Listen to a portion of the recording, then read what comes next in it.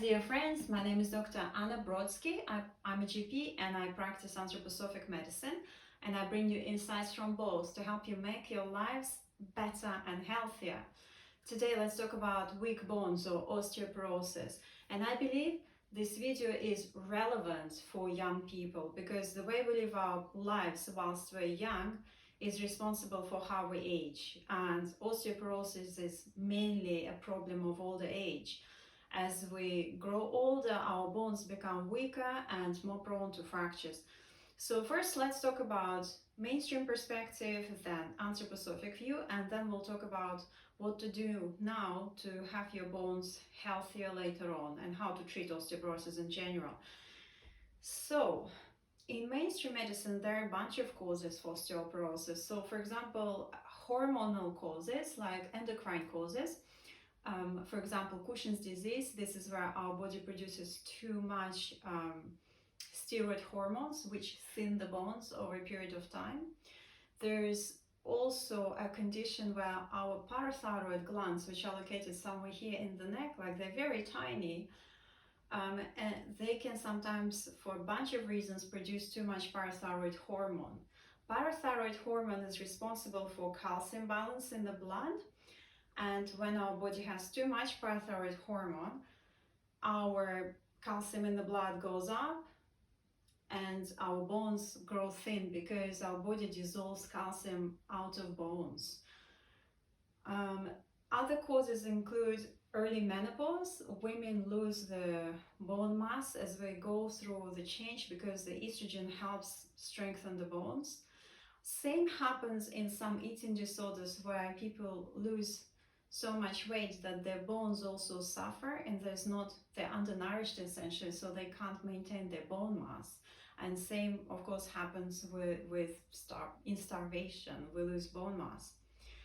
And another important cause for osteoporosis, and unfortunately it's caused by some of the drugs that we have to prescribe. So we quite often use prednisolone in a bunch of autoimmune conditions, such as, for example, polymyalgia rheumatica. This is when our body has inflammation. It happens later on in life as well. People in their 60s often inflammation in the body with aching shoulder regions, aching hips, back, stiffness, and just general tiredness. And in this condition, there's so much inflammation that traditionally, for now, at least it is treated to start off with prednisolone, and quite often people end up being on it for over 12 months, sometimes for years, and we just gradually try to reduce the dose, but that means inflammation often comes back, symptoms come back. And prednisolone, whilst it reduces inflammation, it has quite a lot of other side effects: diabetes, cataracts, weight gain. Osteoporosis is one of them. And some other causes are lack of vitamin D. So there has been so much publicity about the damaging effects of the sun on our skin. There is so much skin cancer around that now we have gone into the other extreme where we protect from sun quite thoroughly, and we're just vitamin D deficient a lot of the time. And of course, in countries like the UK, unfortunately, apart from the short summer, we don't get enough sunshine outside of summer. So I always ask my patients to take vitamin D from when the summer stops till when it starts. So that includes not only the winter, but autumn and spring. And some people who do not sunbathe in the summer also need to take it during the summer. So why don't we talk about anthroposophic perspective? So I have mentioned it before, and I will do it again. From anthroposophic perspective, the human being is not just the physical body. Every single human being has got a spirit or eye. A human being has got soul or astral body, they're loosely same, and energy body or etheric body. Energy body is responsible for maintaining our physical body and driving various processes in it and stopping it from decomposing. The soul or astral body is responsible for our emotions and our motions, the movement and the motions, yes. Um, so as if you look at a baby who has just been born with a big head and they cannot yet walk, you can easily see that they're not yet fully incarnated. So their eye, their soul are not fully inside their body. But in the head, we're most incarnated in the head at that point. But the limbs are not yet fully under control. And it's only with time that we get fully inside our body. And to mirror that process later on in life, we actually start loosening away from our physical body. So the eye lifts off gradually, the soul gradually becomes loosely connected to the physical, and so does the etheric or the energy body. And you can see that in, for example, the loosening of the eye, you can see in the posture that a lot of people with time, they cannot hold their head up. It's actually a part of that gradual disincarnation process and part of osteoporosis. In terms of movement, the soul responsible for our movement, you can also see that the majority of people as they age, their levels of exercise really drop. And so their soul is lifting off. And also, if in terms of the etheric body or our energy body, if you were to look at the bone structure, you know how inside bones we have bone marrow that is responsible for producing all the blood cells, including red blood cells. So with age, as our energy body also loosens, the bone marrow starts being replaced gradually by fatty tissue. So you can find the evidence basically on physical level for this gradual process of loosening of the higher bodies. And of course, it is meant to happen naturally, but I also feel and see as a doctor that because we live in longer lives, we're not yet necessarily learning to have graceful aging. And so our connection with the physical body loosens prematurely. So if, for example, we live into 100 years or 90 years, I think it makes sense to put effort into making sure that those years are quality years and we're aging gracefully, where we remain functional and sane. And this is why I'm making this video, because this is something that we need to do early on. So mainstream medicine, we're now going to talk about what to do about osteoporosis, right? Mainstream medicine has got treatments for osteoporosis. So for example, bisphosphonates, these are drugs that you take once a week by mouth, and then you have to remain upright, sitting or standing for half an hour, because if you were to lay back down, it would just reflux and burn the esophagus. And this tablet works in an interesting way. So in any healthy bone, there is a dynamic process of bone dissolving and bone making. And what the bisphosphonates do, like the hyaluronic acid, they stop this dissolution of the bone. So the bone kind of becomes a little bit frozen in time. And those drugs have got some side effects, of course, as everything else in mainstream medicine. So one of the side effects I mentioned is the esophagitis. So when the esophagus, the food pipe, gets a bit burnt by this drug, and you get pain. The other side effect, which is very rare, sometimes the jawbone can start dissolving in places, and again that will be painful. And yet another side effect is paradoxical increased risk of hip fractures.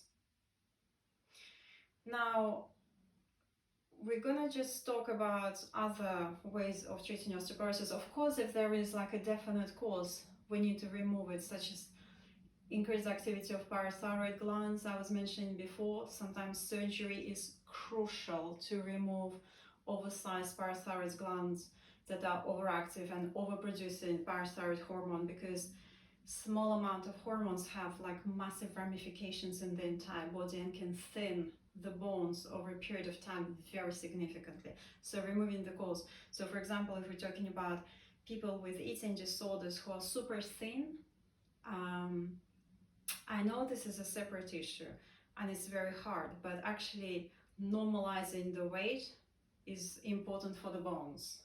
And I'm not going to go into it more. I think it is a separate video.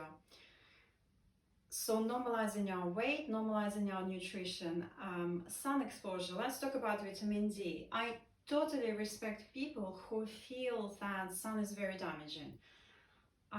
Unfortunately, there's a lot of truth in it, because I do feel that our ozone layer is thinning, and I personally see a lot of skin cancers and people who have had skin cancers treated, even not having lived and worked in Australia. It happens in the UK, and some professions are more prone to it, that professions that take people outdoors and get them exposed to sun on a regular basis.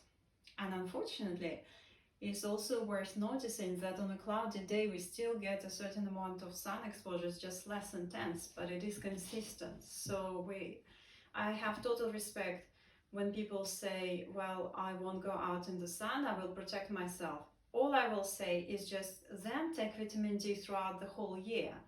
So for an adult, I would say perhaps 1,500 units a day to 2,000 units a day is fine to take. So in my experience, 1,000 units often more than, basically more often than not, is not enough. So 1,500 to 2,000 units a day, or you can take 3,000 units every other day. And I have to give you a word of caution. You can have too much of a good thing. Vitamin D can cause poisoning if taken in bigger doses, and I have seen many cases, because now the awareness of the necessity of vitamin D is increasing. We still have got lack of information about the adverse effects of vitamin D. So you can buy doses as high as 20,000 units in one capsule over the counter. And it's fine if you start with a very low level to take that dose perhaps once a week for 12 weeks to just get the right level in the blood. But then if you keep taking that dose, and I have come across people who took 20,000 units every day for a period of time, that will lead to overdose. Calcium, vitamin D will be high, which also means that calcium will be high. These two are linked in our body. And once we have high calcium, we're quite in a danger zone, because then our body starts calcifying. So for example, heart attacks and strokes are not only due to cholesterol deposits, they're also due to calcium deposits. Then our tendons start calcifying, which unfortunately is a part of normal aging or time process. I preferably say time, because aging sounds terrible. So we start calcifying, plus our urine is full of calcium because the body is trying to get rid of it. And when our urine is so full of calcium, what happens is that it starts precipitating. And once a precipitate forms, then all the rest of the calcium is like a catalytic reaction where it starts precipitating even faster once you trigger that process. Basically, people develop kidney stones, and that's another problem. And also this process of, we call it hypercalcemia, basically high calcium, is accompanied by aches and pains. And we say, like, our doctors have their own mnemonic, moans and groans, to indicate that people get quite depressed as well at that point. So be warned, you do not need, and please don't take high vitamin D doses for any prolonged period of time. And most of us GPs, when you ask for a blood test for vitamin D and for calcium, we will do it. You don't need to go private or anything like that. So for adult, a good dose is 2,000 units a day, or 1,500 units. I'm just thinking in my head that for children, you can also buy vitamin D over the counter, because they also need vitamin D. Their bones are growing. The things that you buy over the counter are quite low dose, so that's the absolute minimum. But again, if necessary, we can do blood tests for children also. The symptoms of vitamin D deficiency, by the way, are aches and pains and tiredness. And we all get that in the winter. Low mood is also part of it. But also, I'm seeing a lot of people who are deficient in the summer because we're avoiding sun. And let me also demystify you in regard to food sources of vitamin D. Very important, because in the media you can often hear how eggs and fish are good sources of vitamin D.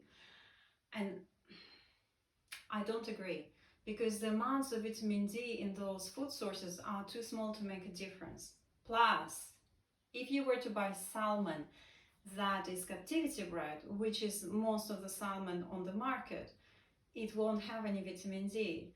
The only type of salmon that does have vitamin D is from the sea. And of course, it's much more, wild salmon is much more expensive.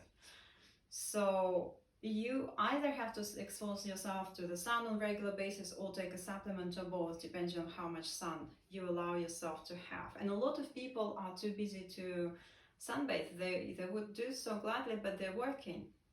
That's also a very frequent scenario, I find.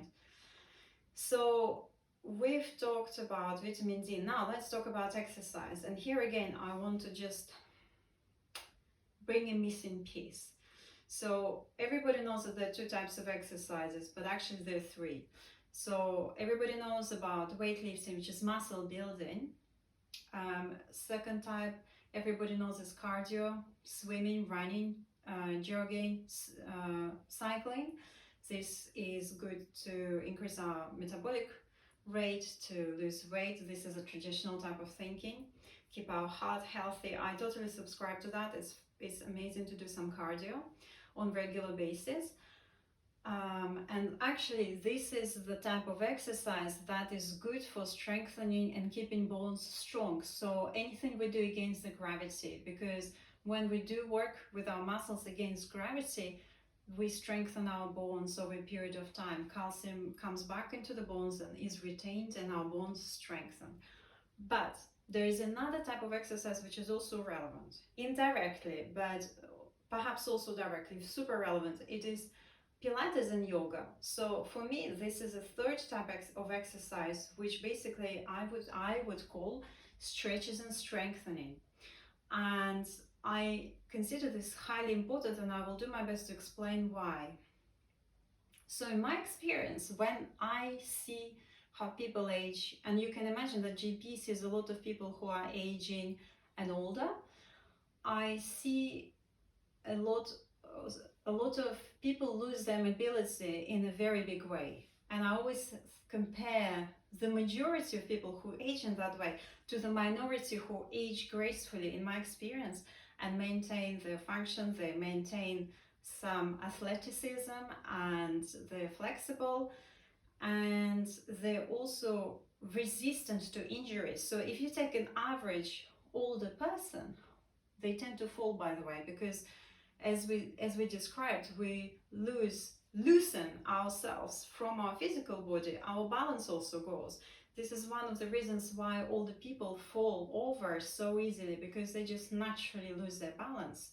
And the only way to keep a good balance at that point in life is to start exercising early and keep exercising. And Pilates is one of the things that Pilates or stretching, yoga, for example, one of the things that does that. Whilst we stretch on daily basis, ideally, we kind of gradually get back into our limbs.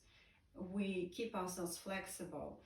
In my experience, people who do stretches and strengthening on regular basis, when they fall well. They fall less, and they fall well if they do fall.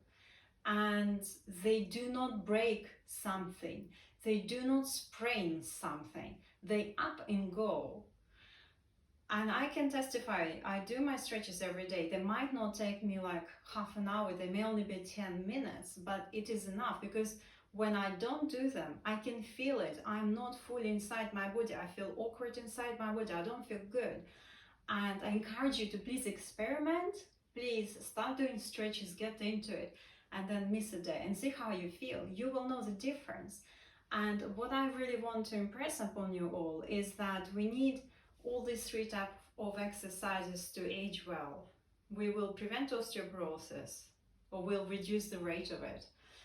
We will stay more connected with our body. We cannot 100% overcome the natural process of time or process of aging, least favorite expression, because we naturally do have to lift off our body on all levels, the eye, the soul, the etheric or energy body, and ultimately we do have to pass on. But I really feel, as a doctor, I see so much suffering later on in life, and I think it is all quite avoidable. But we have to do it now whilst we're young. We have to get into a routine of doing sufficient amount of cardiovascular exercise, some muscle building, and definitely, ideally, daily stretches and strengthening, because that will keep us nicely linked with our body. It will really help us with our balance later on in life. It is extremely hard to work against the natural aging process from zero later on in life. Try and get somebody who's already got osteoporosis, frozen posture, and limited mobility and very poor balance. Try and get them into Pilates. It is impossible because they're so scared of moving their body. They feel so fragile. They feel like they're gonna break themselves if they start doing any exercise. So the only real way to do it is start early. And to persevere lifelong. That's the only way to actually stay healthy and prevent and treat osteoporosis if it does happen. I hope this was helpful. If you guys have any questions, just email me, and at some point when I get enough courage, I'll probably turn the comments on, so you will be able at some point to leave me a comment. Sending you all lots of love. Bye.